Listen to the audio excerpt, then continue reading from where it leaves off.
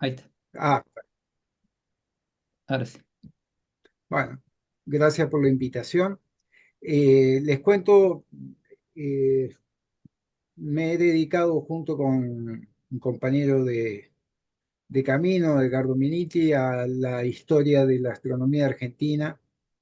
Nos hemos extendido un poquito a la latinoamericana y especialmente a la astronomía del Observatorio Nacional Argentino, el actual Observatorio de Córdoba. Y eso hace de que van a ver que a lo largo de la charla haya una preferencia en ese sentido, simplemente porque les voy a contar cosas de las cuales hemos investigado específicamente.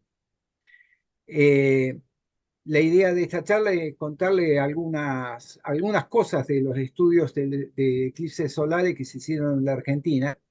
Abajo de todo, si bien esto va a quedar grabado, pero abajo de todo, en el blog Historia de la Astronomía de WordPress, ahí en las pestañas listado de entrada, entradas relacionadas con eclipse de sol, pueden encontrar material sobre este tema, el que tenga intenciones de extenderse un poco más sobre esto. Los eclipses de sol son fenómenos que no pasan desapercibidos si uno está en la zona del eclipse, de modo que incluso los pueblos originarios lo tienen, hay registros, pero no conozco del tema. Estuve consultando y es mejor no hablar de lo que uno no conoce. Vamos a dejar a quien conoce sobre estas cosas. Y lo que sí uno puede decir que la observación de eclipses es de siempre para el ser humano. Tuvo sus importancias en relación a que como un evento, es un fenómeno que ocurre en forma regular y sistemática, se puede predecir, y eso ha tenido un impacto muy fuerte en relación al desarrollo de la ciencia. Y hubo otras cuestiones, por ejemplo, durante mucho tiempo fue la única manera de que eh, se puede estudiar la atmósfera externa del Sol. Y menciono también de que hizo posible la primera contrastación de la teoría de la relatividad, que hoy es una de las dos teorías físicas preponderantes, digamos, dominantes en la actualidad.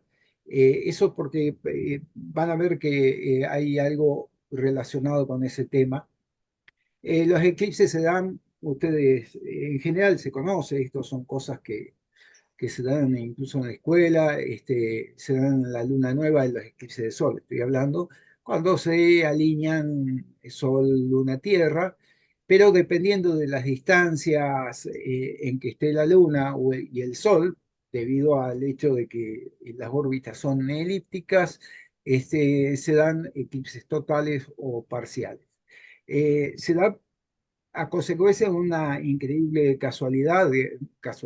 coincidencia, de que si bien la Luna es 400 veces más pequeña que el Sol en diámetro, está 400 veces más cerca y por lo tanto eh, los diámetros angulares, o sea, lo que uno ve en el cielo de la Luna y del Sol son muy similares, aproximadamente medio grado, pero cambia según la distancia a la Tierra y por eso cuando se da la alineación dependiendo de los tamaños del Sol y de la Tierra, en ese momento, según las distancias, se da un eclipse total cuando la Luna está angularmente es mayor que el del Sol, o en como va a suceder el 2 de octubre, al revés, ¿no? La Luna no alcanza a tapar completamente.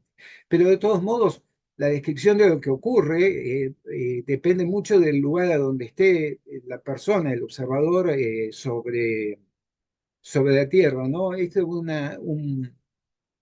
una foto ahora de un eclipse total sacado por un satélite. La gente que está en esta parte, en la parte de donde dice total anulada, la sombra, en este caso era un eclipse total, lo ve como tal, pero hay una gran zona periférica donde se ve en forma parcial, cada vez menos tapado en la medida que uno se aleja del lugar. Y lógicamente, en la medida que va pasando el tiempo, la Tierra rota y la Luna se mueve, la Tierra se mueve, la sombra va barriendo distintos lugares, como se ve aquí, distintos lugares de la Tierra, y hay una faja entonces donde se ve la totalidad o en este caso, como va a ocurrir, la anularidad del eclipse. Eh, los eclipses pueden ser parciales, anulares, como va a ocurrir el 2 de octubre, o totales, y tal como adelantó Néstor Camino en la anterior charla, siempre es necesario tener una protección, en este caso, con más razón, en ningún momento se va a oscurecer el cielo y por lo tanto siempre va a ser importante trabajar por proyección, que es lo más efectivo, o con los anteojos, los mirasol, le puse yo, los anteojitos, bueno, los filtros de soldador, pero DIN 14. Pasamos a algunos relatos relacionados. El primero de todos se lo debo a Pablo, que me advirtió sobre este tema, que no lo tenía registrado, y está relacionado con Andrés de San Martín, que cosmógrafo y astrólogo de la expedición de Magallanes, que en la invernada, o sea, cuando eh, quedaron en Puerto San Julián durante el invierno, el 27 de abril de 1520 ocurre un eclipse. Entonces yo lo que voy a hacer es limitarme en general a lo que, digamos, a los sucesos, a las observaciones de eclipses durante la colonia y principalmente durante en la Argentina. O sea, posterior al 1810, que puse como año. Pero esto sin duda, seguramente es el primer registro que tienen los europeos en estas tierras de un eclipse. Porque si ustedes consideran, en el 92 llega Colón, entre el 92, yo saqué la cuenta, y 1520 hay 11 eclipses de sol que pasan por territorio argentino. Hago una aclaración. Estoy hablando del actual territorio argentino. Acuérdense que a lo largo del tiempo las cosas fueron cambiando, el territorio argentino cambió. Es simplemente, insisto, para tener una referencia, ¿no? Un punto de partida. Y Díaz de Solís viene por estas latitudes en el 16. Es posible que haya habido algún registro previo de algún eclipse aquí, pero es bastante improbable. Aparentemente ha sido el primer registro, ¿no? Es una singularidad. No puedo dejar de mencionar que esto es anterior a la Argentina, a Buenaventura Suárez, que con Meniti nos gusta llamarlo el Galileo americano, un jesuita nacido en Santa Fe de la Veracruz, en la actual Santa Fe, que estudió en Córdoba de la Nueva Andalucía, o sea, Córdoba, y actuó en las misiones que están en la actual corriente, Misiones o Paraguay y Paraguay, principalmente en la misión de San Cosme y San Damián, pero iba por varias misiones. Este jesuita, este verdadero astrónomo, hizo sus propios instrumentos y realizó una variedad de observaciones increíbles, realmente muy destacadas, que publicó incluso en revistas europeas. Estamos hablando del siglo XVIII. Estamos hablando en tiempos de la colonia, estamos hablando de un criollo. Hago la aclaración porque como nace en ciudades actualmente argentinas y trabaja en puntos que hoy pertenecen a Argentina o a Paraguay, hay quienes hablan de Buenaventura Suárez como el primer astrónomo paraguayo y otros como el primer astrónomo argentino. Y sin ninguna duda no era ni paraguayo ni argentino, porque ninguna de las dos naciones estaban, yo creo que ni siquiera en proyecto, así que era un criollo. Está bien, era descendiente era segunda, tercera generación de nacidos aquí en América, en un americano, pero bueno, sin duda no era argentino y sin duda no era paraguayo. Eso ocurre muchas veces en este tipo de cosas que uno pierde de vista eso. Bueno, durante el tiempo en que actúa él, hay dos eclipses. Estuve revisándolo, es bastante fácil de hacerlo. Todo visto en forma parcial desde las misiones a donde él actuaba. Y hay registro de varios que él observó, ni hablar de Luna, pero seguramente ha visto la mayoría de estos eclipses. Así que con posterioridad al registro de San Martín también están los registros de Buenaventura Suárez. Y él, si por algo es famoso, es por la edición de un libro de efemérides, el lunario de un siglo, eh, que marca los fenómenos astronómicos que se dan entre 1748 y 1841. Y en ese intervalo hay 23 eclipses de sol, ¿no? Los conté, los fui, 23 eclipses, estoy hablando de los que pasan de alguna manera, son visibles en el actual territorio argentino. De los 23 omite 3, lo cual no es extraño, estamos hablando del siglo XVIII, realmente haber hecho todo esto él solo es realmente increíble. Ahí están los hipervínculos que le hablé en cada filmina, en cada diapo aparecen y ustedes se pueden conectar si quieren extender un poco sobre el tema que comento. Lamentablemente, uno que omite es justo uno de 1810, pero bueno, no tiene mayor importancia. Hay otros también hay otros registros que se han ido dando. Aquí hice la lista de todos los eclipses que dieron durante el primer siglo, un poquito más de un siglo, entre 1810 y 1916 en el centenario de la independencia argentina.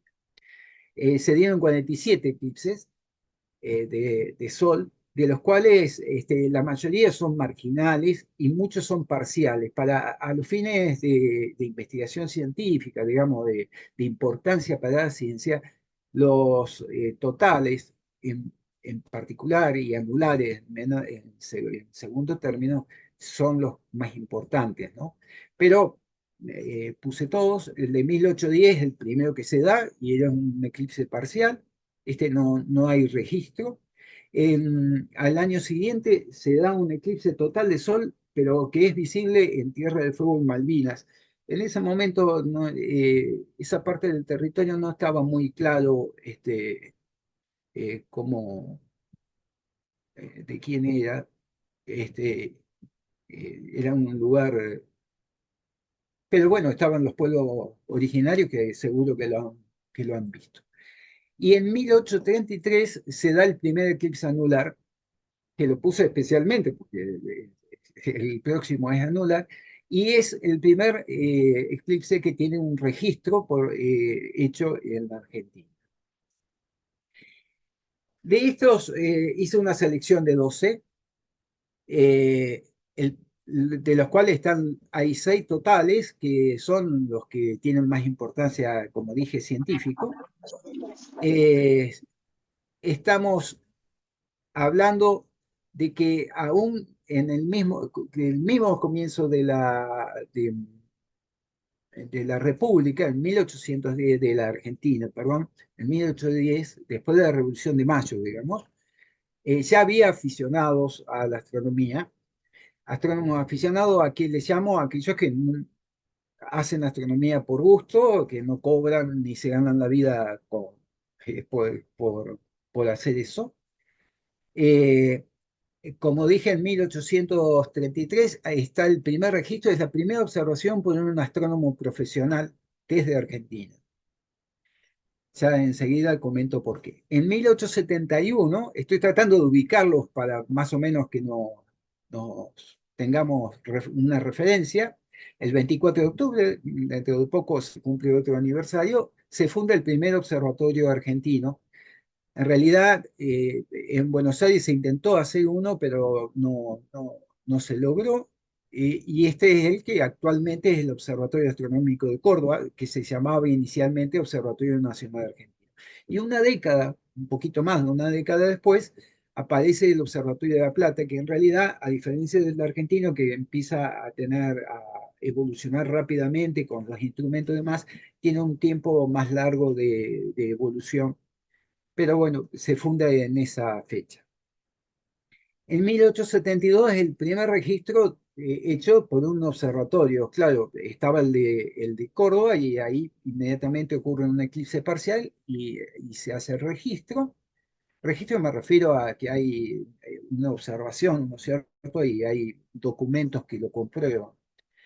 Eh, en 1893 se da la primera expedición de un observatorio, el de Córdoba, que se va a otro lugar para poder observar un eclipse total. Como institución científica, tenía importancia esto y es un eclipse total que ocurre en el norte del territorio nacional y se organiza una expedición para observarlo. Los dos siguientes los observan en La Plata, ya voy a comentar por qué lo estoy agregando. Y fíjense que los últimos tres, hay uno que ni siquiera es visible en la Argentina, pero ¿por qué lo coloco? Porque estos eclipses que se dan en estos 3 años, se organizan expediciones para ir a observar y son las únicas, las tres expediciones estas, son las únicas que se organizan por fuera del territorio nacional. ¿Mm? Las hace el Observatorio de Córdoba, pero también en una estuvo el Observatorio de La Plata. Pero lo más importante de todo, que en 1912 y 14, en esas expediciones se realizan los primeros intentos de confirmación, verificación de la teoría de Einstein, mucho antes de la primera confirmación, eh, digamos, exitosa de 1919, 7 años antes. Y eso es algo desconocido por la mayoría de la gente.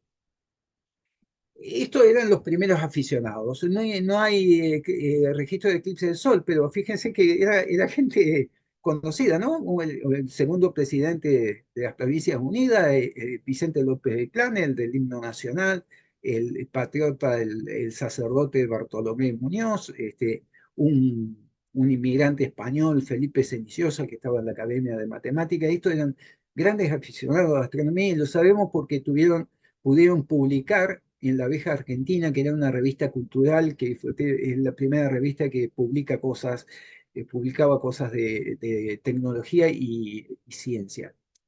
Y no fueron los únicos. A lo largo del tiempo hemos detectado un montón de aficionados a la astronomía que les gustaba observar fenómenos astronómicos. En general hay muchos inmigrantes, la mayoría que conocemos son de Buenos Aires, pero simplemente porque la documentación está más disponible, pero no cabe ninguna duda que en todo el territorio existían. Me llamó la atención buscando en los periódicos del lugar, para ubicarse en la época, ¿no? En que trabajaron estos aficionados, ¿no? Que había un aviso de la venta de una criada, este, que por 18 onzas de oro te podía limpiar la casa, cocinar y demás, ¿no? A veces perdemos de vista algunas cosas. El primer eclipse, como dije, que hay registro es el anular de 1833. Aquí está la faja de anularidad. Fíjense que fue visible como tal en la cordillera, pero fue observado desde Buenos Aires como parcial.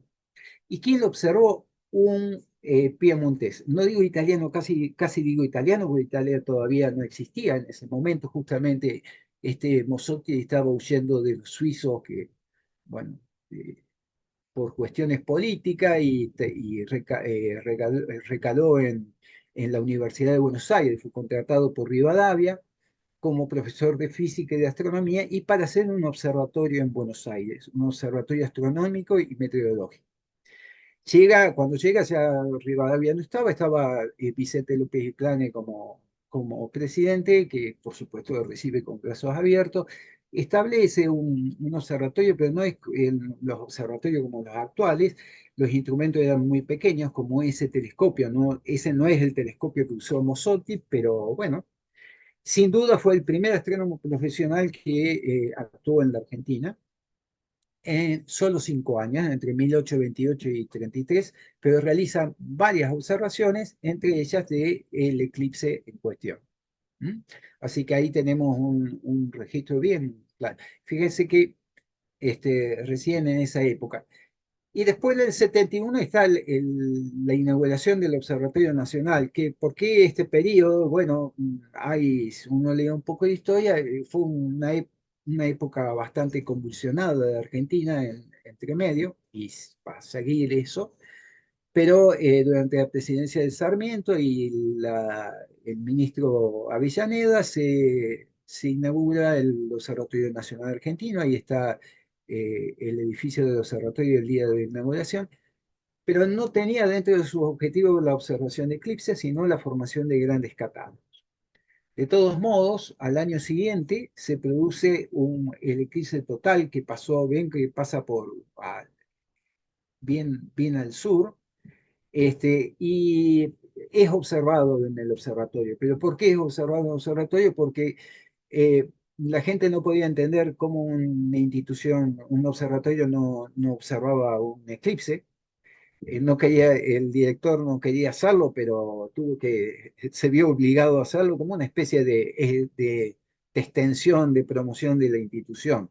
Sarmiento le habrá mandado una carta diciendo, obligándolo a hacer la observación porque tenía que justificar los grandes gastos que se habían hecho. Como dije, una década y chirola después se inaugura el Observatorio de La Plata. A diferencia del de Córdoba, el de Córdoba el primer director fue Benjamín Gould, un norteamericano, pero la astronomía que hacía era la astronomía alemana, ¿m? No norteamericana. ¿Por qué? Porque los alemanes en ese momento eran dominantes, digamos, en astronomía y en ciencia. Los franceses le seguían y en este caso el observatorio tiene un perfil francés, y de hecho el primer director fue un francés, un teniente de navío retirado. Y en este caso sí se incluyen muchos tipos de observaciones, tal cual como eran los observatorios franceses, y entre ellos están los eclipses. En 1897 se da el primer eclipse total de Sol que pasa por el territorio, el norte del actual territorio argentino, y ahí, como dije, se organiza una expedición. La Plata, el Observatorio de La Plata no lo hace, dependía de la provincia de Buenos Aires, no de Nación, como el Observatorio Nacional. Y Buenos Aires estaba en una situación muy complicada en ese momento, tanto económica como política. Por lo tanto, no tenían mucho dinero, pero hicieron una serie de efemérides del eclipse que fueron muy útiles y necesarias, mientras que el Observatorio de Córdoba organizó una expedición para ir a observarlo. En ese momento ya Gulo había regresado a su país y estaba un discípulo, Juan como firmaba Tom. Él llega de Argentina con 20 y algo de años de edad, y se hace astrónomo aquí, pues, teniendo, digamos, le enseña a Gould, el director, y él se queda en la Argentina, se transforma en un inmigrante, incluso falleció y está su tumba aquí en el cementerio de la ciudad de Córdoba. Por lo tanto, es posible que uno pueda, en un país de inmigrante, hablar de que es el primer astrónomo profesional de Argentina, ¿no? ¿A dónde organiza la expedición? Al sur a Rosario de la Frontera, al sur de Salta. Se preparan los instrumentos, están todos expuestos en el museo. Uno si visita el observatorio, los puede ver. Y bueno, son cuatro que van hasta Rosario de Frontera, pero eh, ¿con qué objetivo? Uno era estudiar la atmósfera del Sol, y el segundo objetivo era tratar de ubicar al planeta, un planeta hipotético que se estaba buscando en ese momento, Vulcano. Este planeta estaba supuestamente ubicado entre Mercurio y el Sol. eh, el- la necesidad de existencia de este planeta radicaba de que la órbita de Mercurio no encajaba con las predicciones de la teoría gravitatoria de Newton, que en ese momento era más que dominante y era imposible pensar de que no encajara. Entonces, hay otros antecedentes que no voy a entrar. Hay un antecedente inmediato con Neptuno que fue exitoso. Entonces, se le llamó Vulcano por el dios romano ¿no? de la forja, del fuego. Bueno, sí, para aquellos viejos que hemos visto Viaje de la Estrella, es el planeta natal de Mr. Spock. Pero ¿qué pasó? Estuvo nublado, así que no pudieron hacer absolutamente nada. Esperemos que el próximo 2 de octubre esté despejado. Siempre este tipo de fenómenos eh, depende de eso, ¿no? El cielo tiene que estar despejado. 1907, 1908 ocurren estos dos eclipses, uno total y uno parcial. Ya el Observatorio de La Plata se había nacionalizado, pertenecía a la universidad desde 1905. Su director era un italiano, este sí, ya italiano, ya del siglo XX, eh, y los observaron desde el mismo Observatorio de Plata. El Observatorio de Córdoba no organiza nada porque justo en ese año fallece imprevistamente Tom. El primer es reemplazado por el ingeniero Eleodoro Sarmiento, que fue el primer argentino que fue director del observatorio en forma interina, ¿no? Por solo 6 meses, pero bueno, fue el primer nativo, digamos. Los otros eran nacidos en Estados Unidos. Eh, el, en 1909 se designa el tercer director del Observatorio de Córdoba, titular, que fue el último nacido en Estados Unidos. A partir de ahí, a partir de este director, son todos, eran, no, hubo un italiano, pero la mayoría eran todos argentinos. Fueron todos argentinos. Pero ¿cuál es el punto? Que Charles Dillon Perrin, Carlos, como firmaba, eh, era astrónomo anteriormente del Observatorio Lick, que organizaba expediciones de observación de eclipses totales. Y este astrónomo, que en realidad era un aficionado que se profesionalizó, terminó siendo un experto en la observación de eclipses totales de Sol, porque participó de muchísimas expediciones. Uno de los objetivos de esas expediciones era la búsqueda justamente del Vulcano. Estas expediciones demostraron que no había forma de ubicarlo, Vulcano. Ahí está, en 1905, en España. Esta foto está tomada en España. Atrás se ven los instrumentos, aquí y aquí. Este es Perrin. Esta es la esposa de Perrin, porque eh, fue viaje de boda, aparte de viaje de observación. Y para quien lo conoce, es Campbell, que era el director del Observatorio de Lick, que Perrin era mano derecha del director, ¿no? Esto fue antes que sea designado director del Observatorio de Córdoba. Imagínense, cuando llega a Córdoba, lo primero que hace es abrir una línea de investigación dedicada a la observación de eclipses, y como hacía en el LIC, él organiza cuatro expediciones. En realidad yo puse tres aquí, ya van a ver por qué. Una, el eclipse de 1912, que iba a ser visible en Brasil. Una en el 14, que iba a ser visible en Europa del Este. Se fue del otro lado del mundo, ¿no? Realmente. Y en el 16, visible en Venezuela. El del 19 también planificó uno para 1919 que iba a ser también observable desde Brasil. ¿Qué pasaba en ese momento? Albert Einstein, en 1911, eh, un año antes de este eclipse, estaba dedicado a generalizar su teoría que en 1905 había presentado, la teoría de la relatividad restringida, y ese año se le ocurrió algunas ideas y una forma de comprobar esas ideas.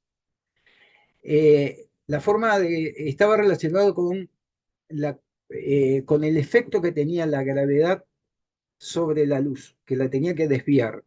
En realidad la teoría de Newton también la contemplaba eso, pero en este caso la desviación tenía que ser mucho mayor. Entonces, la forma de hacerlo era utilizar un cuerpo con mucha masa, el Sol. Y para poder hacer eso, la comprobación tenía que hacerlo en un eclipse total de Sol. Entonces se contactó con el Observatorio de Berlín, tratando de buscar algún astrónomo, consiguió un astrónomo que era Feulich. En realidad fue el único que le dio le dio cabida porque era muy joven y no lo dejaban hacer nada en el observatorio, entonces dijo, bueno, me dedico a esto. En septiembre de 1911 se contacta con Einstein y se dedica a, dice, bueno, yo me voy a dedicar a tratar de verificar esta predicción de tu teoría. El problema que este hombre no conocía nada de la observación de eclipses. Entonces empezó a averiguar a quién podía contactar que lo ayudara. ¿Y a quién recomendaron? A Parrín, que en ese momento era director del Observatorio de Córdoba, del Observatorio Nacional Argentino. Ahí en el museo hay una carta, esa que está en la parte inferior, que está atesorado en el museo, donde le escribe a Perrin pidiéndole colaboración para verificar la teoría de Einstein. Estamos hablando 1911. Mucho antes de lo que la historiografía generalmente pone como fecha de verificación de la teoría. Perrin no estaba en Córdoba porque estaba en Europa en un congreso, pero no sé cómo hizo la cosa que se enteró Feulich que estaba Perrin y en Berlín lo contacta. Perrin le dice, no, no, con las fotografías que tenemos ya no se puede hacer nada, pero yo te voy a ayudar, en 1912 vamos a sacar las fotografías que necesita Einstein. Y así es como el Observatorio Nacional Argentino se embarca en intentar verificar lo que hoy se conoce como la teoría de la relatividad,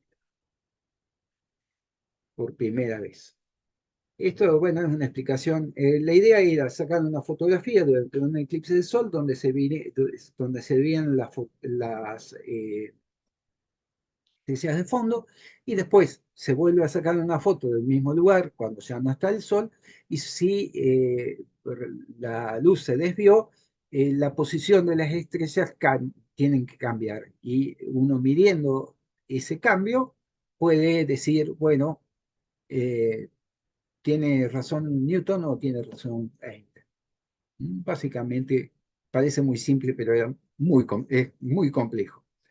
Eh, el Observatorio de Córdoba se va a Cristina, una localidad cerca de Río de Janeiro. Lógicamente, primero llegan a Río de Janeiro, son recibidos.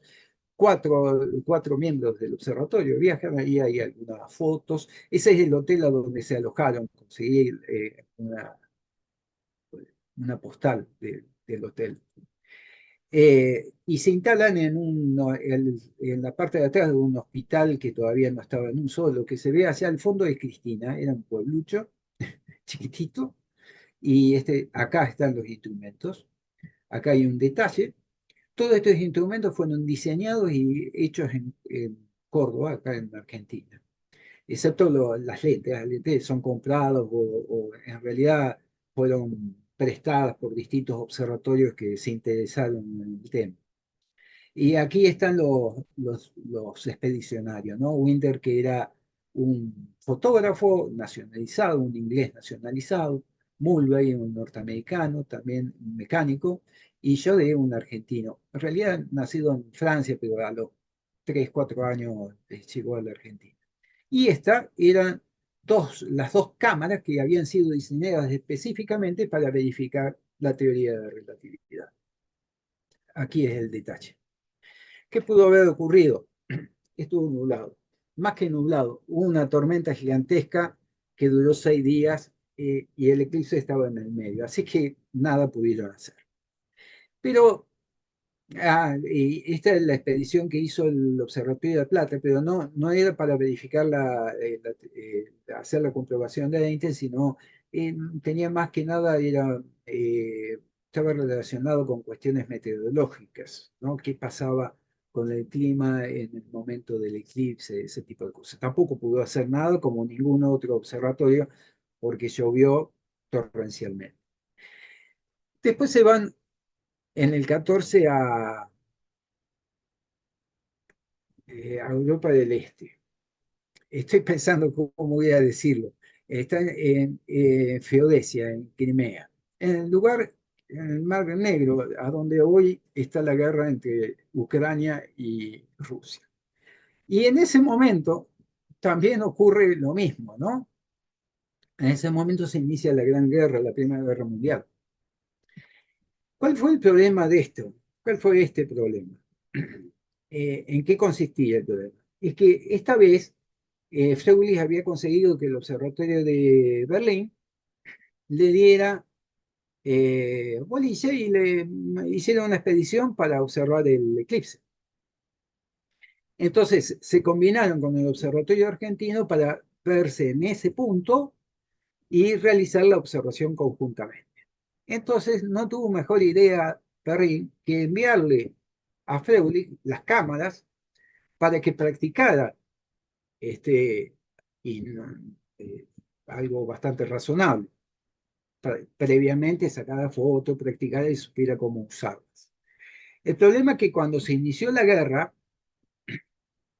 metieron preso a todos los alemanes, incluido a Freud, y todos los instrumentos fueron incautados.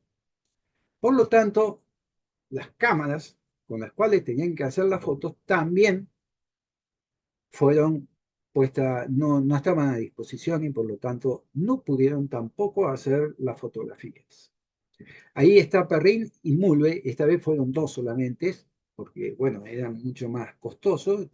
Estas fotos, ahí hay otra foto donde están ellos, y hay otros expedicionarios, están los españoles que quedaron, ahí están señalados Carrasco, Tinoco, un inglés hizo una expedición particular, era un aficionado que fue ahí, se ve que tenía plata y fue a observar el eclipse, y el resto pertenecían a un barco inglés que no podía salir porque estaba la guerra, entonces se ofrecieron a ayudar en las observaciones y fíjense, ahí están los instrumentos, los grandes instrumentos, las carpas y demás que se llevaron para hacer la observación.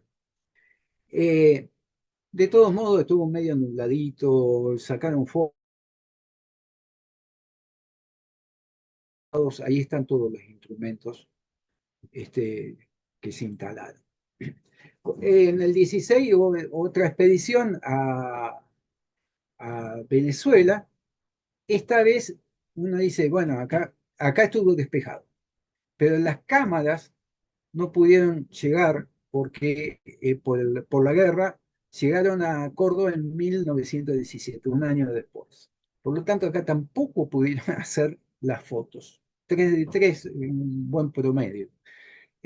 Ahí están, estos son los instrumentos en Córdoba y estos instalados en Venezuela. El único que fue, cada vez que iban menos gente, fue Jodé a realizar este, las observaciones, pero esta vez sí estuvo despejado y se hicieron varias fotografías de la parte de estudios de la atmósfera solar. Quedaba el del 19. Pero en 1919, fíjense, ubíquense, era el final ya de la Primera Guerra, Argentina no estaba en las mejores condiciones por la guerra misma, y después había pasado tres expediciones que, quieras o no, no habían dado ningún resultado muy importante. Esto es, así es la ciencia. Las cosas no es que uno cree, en la escuela le enseñan, se verificó las cosas de tal manera como si todo ocurre en un instante, en un momento, por arte de magia, ¿no? Es un esfuerzo sostenido durante mucho tiempo en general. Se organizó todo para ir a Brasil, pero no, el gobierno argentino no le dio dinero al observatorio, por lo tanto no se hizo la expedición. Pero justamente en esa fecha el sol brilló, y la expedición inglesa, que estaba advertida del tema, ya habían pasado muchos años, estaba advertida del tema de lo que quería hacer Einstein, eh, pudo hacer las fotografías y se llevó la gloria de la verificación. En realidad se la llevó a la gloria a Eddington, a pesar de que él no estaba en Brasil, porque las fotos hechas en Brasil fueron las mejores. Él estaba en África, tratando de sacar las fotos desde África, porque el eclipse se veía también en África, en una isla frente a la costa de África. Y bueno, la cosa es que la teoría termina verificándose, pero no por el Observatorio Argentino. Por supuesto, Vulcano desaparece la necesidad al aparecer la nueva teoría. Esto es Sobral, esta es la expedición. Sobral es la localidad donde se hizo la verificación. Por supuesto, los pobres brasileños no aparecen ni a Piacere en esto, siendo de que estas expediciones eran imposibles sin un apoyo local, ¿no? El observatorio le dio la apoyo. Otra cosa que descubrimos es que Eddington se entera del periodo de Einstein por boca de Perrin en 1912, mucho antes de lo que los libros comentan que fue en el 16. ¿Por qué? Porque cuando llegan a Río de Janeiro en 1912, unos instrumentos de la expedición inglesa que iban a hacer un estudio que no tenía nada que ver con esto, ¿no? Iban a estudiar el sol nada más. Este, Quedan en aduana, y entonces Perrin les ayuda a sacar el instrumento, y después las dos expediciones se juntan y cenan juntos, y es imposible que Perrin no le haya comentado que iba a hacer, ¿viste? Así que es muy probable, es casi seguro de que Eddington se entera de este personaje que es puesto todavía como el que hace la verificación de la teoría de Einstein, y se entera por boca de Perrin, del director del Observatorio de Córdoba. Esta es una de las fotos que hay en el museo del observatorio, porque le enviaron, eh, los brasileños le enviaron una copia. Y posteriormente, bueno, siguen ocurriendo eclipses, todos los años ocurren, y muchos se ven desde el territorio argentino. La diferencia es que a medida que pasa el tiempo comienzan a aparecer otros actores, no solamente estos dos observatorios. Por ejemplo, la primera expedición, se hace el Observatorio de la Plata, hace una expedición y fue exitosa, de un eclipse anular de 1927. Incluso, fíjense, ahí yo remarqué, hubo una expedición de la Facultad de Ciencias de Educación de Paraná, del Colegio de Paraná, a donde, bueno, que es famoso de los profesores de matemáticas, física y cosmografía, que mucho tiempo salieron desde ese colegio, ¿no? Y del Colegio Inmaculada en Santa Fe, que había un montón de aficionados. Eh, los observatorios comenzaron a realizar las observaciones, si bien no hacían expediciones, hacían observaciones para promocionarse. Acá hay dos en particular que se hacen en Córdoba, cuando este era el director. Enrique Gaviola fue uno de los grandes científicos, físicos, astrónomos de la Argentina, ¿no? Y en realidad las observaciones que se hacían no tenían mucho valor científico, sino que eran de promoción institucional. Lo que no quiero dejar de comentar antes de terminar es la expedición de 1947. En 1947 pasa un eclipse total de Sol y es la primera en que se hacen 5 expediciones, dos del Observatorio de Córdoba, uno el de La Plata, uno el Observatorio Naval, que está en Buenos Aires, y uno de la Asociación Argentina Amigos de Astronomía, una asociación de aficionados, ¿no? Que había sido inaugurada en el 29, si no me equivoco, 1920. El de Córdoba se establece en 2 lugares. La de Corrientes es esta, fíjense, ahí están preparando los equipos, todos hechos en el observatorio. Este es un espectrógrafo que estaba dedicado al telescopio de Bosque Alegre, pero bueno, fue sacado para esta oportunidad. Estos son empleados del observatorio. Ricardo Placer fue el óptico más grande, óptico probablemente el más importante que se ha tenido en la Argentina. Y la foto que sacaron desde ahí, desde La Plata, sale en la portada de Sky and Telescope, que fue una revista durante mucho tiempo y que todavía sigue siendo muy importante, una revista para el gran público, para los aficionados, muy importante, y sale la foto que sacaron esta expedición en Corrientes. Aquí están en Soto, hacen por primera vez en la historia una filmación de un eclipse. ¿Mm? Y estaban en combinación con gente en África, y la intención era tratar de determinar la distancia a través de estas filmaciones, la distancia entre Sudamérica y África. Bueno, estos son todos instrumentos hechos en Córdoba, la cámara de filmación no. Ahí está la cámara, está en el museo. Aquí está Gaviola con los dueños de la finca donde se establecieron. Y esta era la hija de Gaviola, que falleció hace muy poquito tiempo, que siempre lo acompañaba a todos lados. Aquí está el rollo de película. Lamentablemente no se ha podido todavía eh, digitalizar porque es muy vieja, no sé si se va a poder hacer. No, no quiero dejar de mencionar una expedición de aficionados que se hace al norte en el 52 para un eclipse anular, también en Corrientes, en Bellavista. Pero ¿por qué lo menciono? Porque uno de los aficionados era José Luis Cerci. José Luis Cerci se transforma, estaba estudiando astronomía en La Plata, y posteriormente se transforma en uno de los astrónomos más reconocidos a nivel internacional de astronomía extragaláctica, ¿no? Lamentablemente falleció muy joven, 60 años, pero realmente es un hecho muy singular. En el 66, bueno, digamos, fue tal vez el último eclipse total que se hace una gran movida.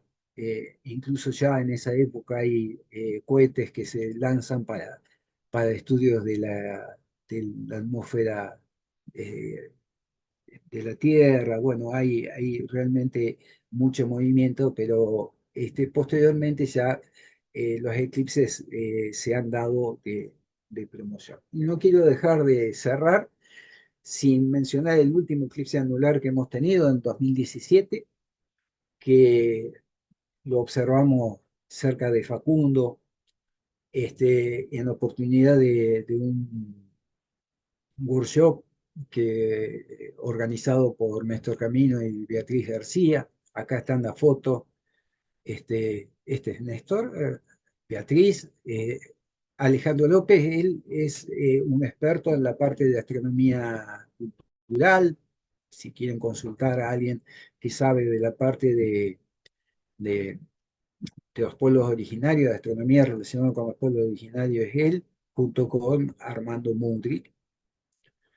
al cual agradezco porque me asesoró en muchas cosas, pero como dije, ya prefiero no comentar sobre lo que no conozco. Y aquí está Pasachev, que ya ha fallecido hace relativamente poco, que fue un astrónomo que se destacó porque iba a todo el eclipse que había. Estaba ahí la BBC filmando, fotos, fotos sacadas por mí, utilizando un filtro de esto del soldador, como ven, no son muy buenas.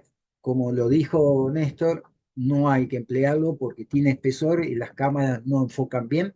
Y es claro con lo que hizo el planetario de la Ciudad de La Plata, fíjense qué belleza de esto.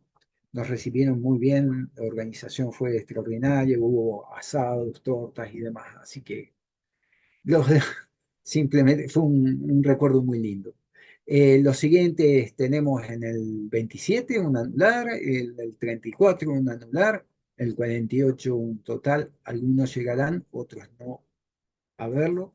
Vamos, vamos a ver. Y el futuro inmediato, el eclipse anular del Sol, que esperemos vernos. Así que agradezco muchísimo la atención y quedo a disposición para las preguntas. Muchas Pablo. gracias, Santiago, por la exposición, muy interesante. La verdad que mucha información que por, por mi parte desconocía, ¿no? Y bueno, la verdad que aporta un montón al conversatorio tu charla, sobre todo por lo que presentaste, ¿no? A mí me interesó mucho el tema de la comprobación de la teoría de Einstein, ¿no? Desconocía eso y cómo hubo presencia argentina, por así decirlo, ¿no? En dicha comprobación. Eh, Demuestra varias cosas. Uno, que cuando nos enseñan solo los triunfos. Es como si en ciencia no pasa por ahí la cosa, ¿no? El que triunfa por decirlo de alguna manera, es por un periodo muy largo de prueba y error y por el esfuerzo de mucha gente. Y en general, eso no te lo enseñan. Eso por un lado, y por el otro lado demuestra que a la ciencia hay que apoyarla en forma, digamos, irrestricta, porque lamentablemente, si uno quiere hacer ciencia, ¿no? Si uno quiere hacer ciencia, hay que seguir apoyándola a pesar de que los resultados no se dan. Porque fíjense que hubo tres intentos que no fueron fallidos, por distintas razones, que no fueron responsabilidad del observatorio, pero bueno, la ciencia es así. Y justo en el cuarto, donde hubiera podido participarse, porque no hubiera sido una cuestión menor, hubiera colocado a la Argentina en una posición interesante desde el punto de vista científico. Bueno, no, ahí no hay plata y justamente en ese momento no se dio las cosas, ¿no? Pero bueno, son cosas que nos enseña la historia. Sí, y no muy alejado de la realidad que vivimos, ¿no? De la importancia de poner en valor, de apoyar la ciencia hoy en día, eh, porque es fundamental para el desarrollo de la sociedad y de la cultura. Eh, un claro ejemplo, ¿no? Lo que presentaste. No sé si hay alguna pregunta que quieran hacerle a Santiago. Aprovechen ahora. Yo tengo una pregunta. Sí, adelante. Sí, Sí, sí, yo te quería preguntar, Santiago, porque, bueno, entendía que en el caso de la verificación de la relatividad, Einstein contacta a Freud, que era su amigo, y bueno, pasó todo lo que pasó porque justo estalló la guerra y eso.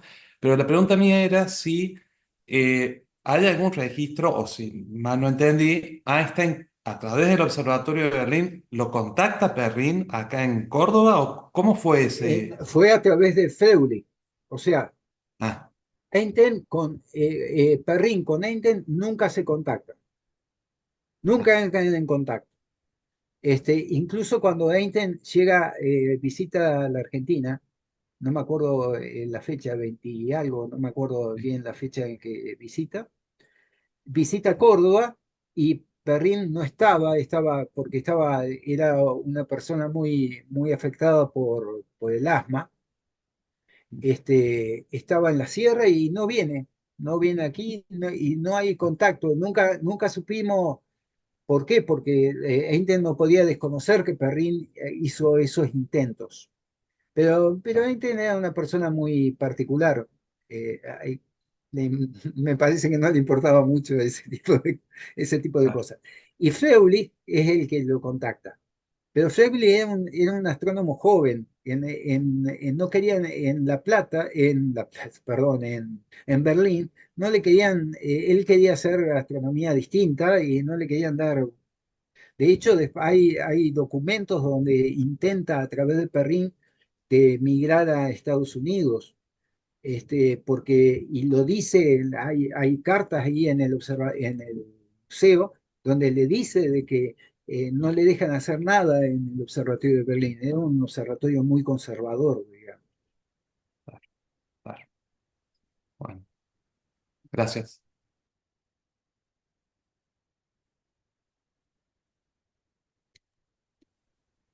Carlos pregunta si se suben las charlas del ciclo. Sí, lo vamos a subir y se va a difundir después en dónde van a quedar alojadas.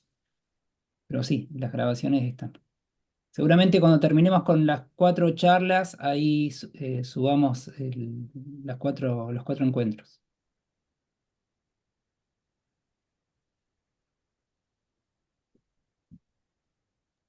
Los dejé abrumados. Sí. Perdón, ¿puedo Bueno, hacer otra pregunta? Sí, sí, No dale. adelante. quiero. Bueno, no, cuando vos te referías, Santiago, a Benjamin Gould, que bueno, entiendo que él se formó, o sea, es un astrónomo estadounidense, pero formado en Alemania. Exactamente. Vos mencionaste que la tradición, digamos, o la escuela que él trató de seguir acá en Córdoba, fue una escuela fuertemente con esta tradición alemana y no estadounidense. Ujú. Y se me cruzaron los cables por ahí porque entiendo que Sarmiento lo contacta en Estados Unidos a Benjamin Gould, es Sí, decir, sí, sí, sí, Benjamin los Gould estaba contratan en haciendo Estados trabajo en Unidos. Estados Unidos. Claro, pero ¿qué pasaba Pero con la astronomía estadounidense en aquel momento? no existía. Era muy. Ah, bien, eh, eh, Benjamín Gould quería justamente hacer lo que hacían los alemanes, y de hecho logra mucho. Él genera el Astronomical Journal, una publicación que aún hoy sobrevive. claro, Promociona la astronomía en Estados Unidos muchísimo. Él era muy, digamos, el típico norteamericano muy patriota, viste, que tenía que ser, pero él, eh, los proyectos que hace aquí en concreto fueron la uranometría argentina, que es continuación de la uranometría nova de Argelander, claro, que era su maestro. Él lo declara, está escrito, declarado en un libro. El libro lo dedica a su maestro, que era Argelander. O sea, no cabe ninguna duda de eso. claro, Y después está el Córdoba du Musterum, que era a continuación de la Bonner du Musterum que hace bueno, Argelander. Y después está la observación, hay unos catálogos que es la continuación de lo que hace una asociación alemana. O sea, hasta la llegada de Perrin, hasta 1909, la astronomía hecha en Córdoba era continuación de la astronomía alemana. Es terrible, es singular, porque eso muestra de cómo se ve la historia tan anacrónicamente, ¿no? Porque años después hay toda una campaña de desprestigio de Perrin porque era norteamericano. Eh, y sin embargo, o sea, acusan al observatorio que era una colonia norteamericana.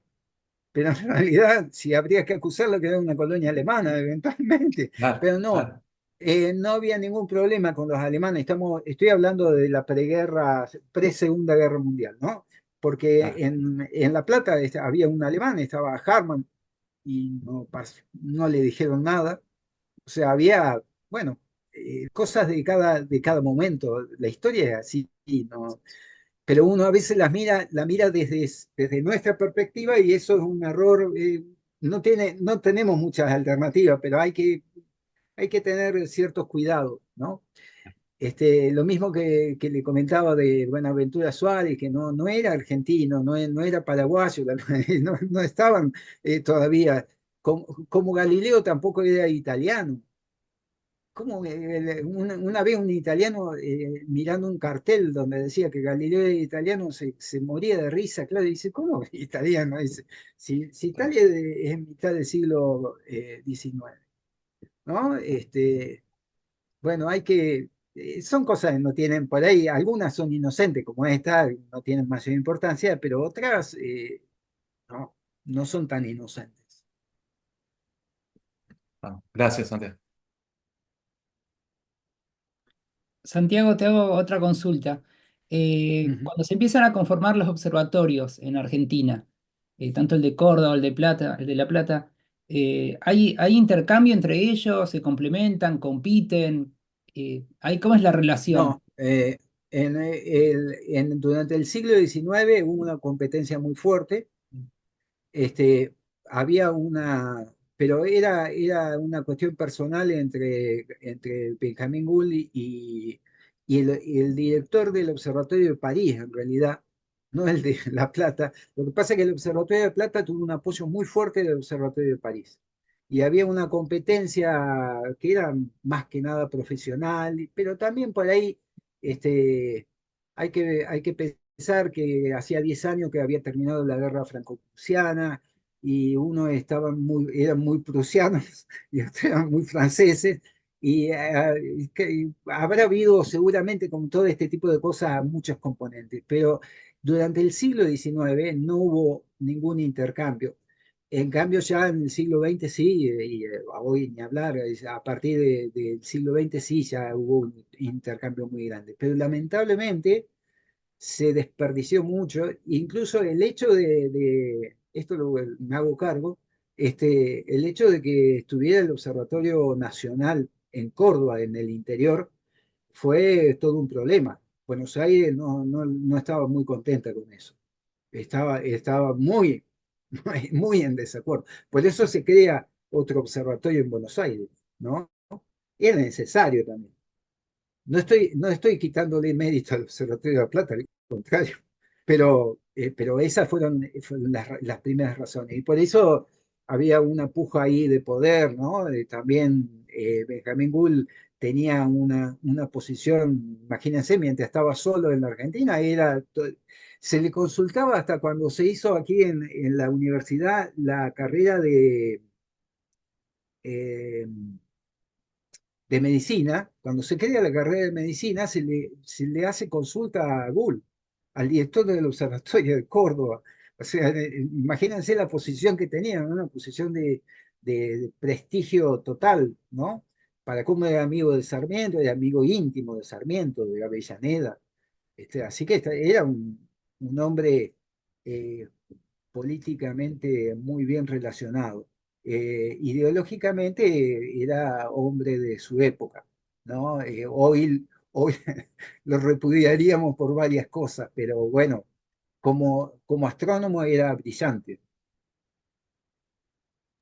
Muchas gracias, Santiago. No sé si hay alguna pregunta más, alguien que quiera consultar algo.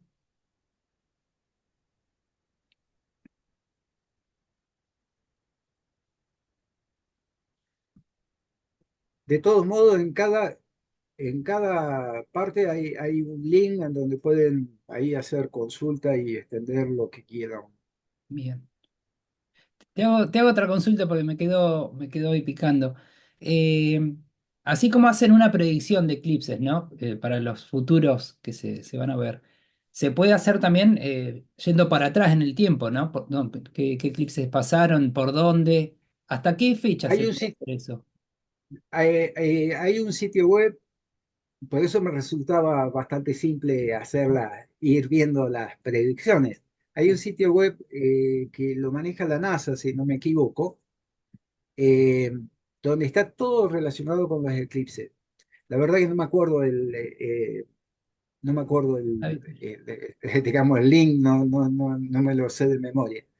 Eh, y ahí hay un documento de los eclipses de 5 milenios. ¿Mm? Dos milenios y medio para atrás y 2 milenios y medio para adelante. Es interesante eso, de todo modo, son cosas, imagínense, alguna de las cosas que siempre me impactó de los eclipses es qué casualidad, ¿no? De que la luna, justo estando tan cerca y un satélite de la Tierra,